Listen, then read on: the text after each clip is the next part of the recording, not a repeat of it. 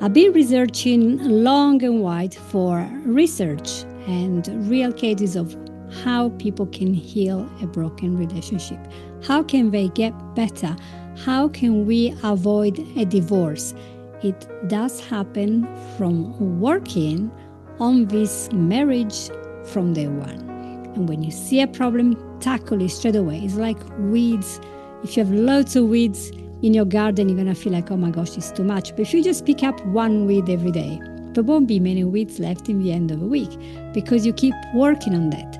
And that's what we're going to find out in this episode today. Watch this space.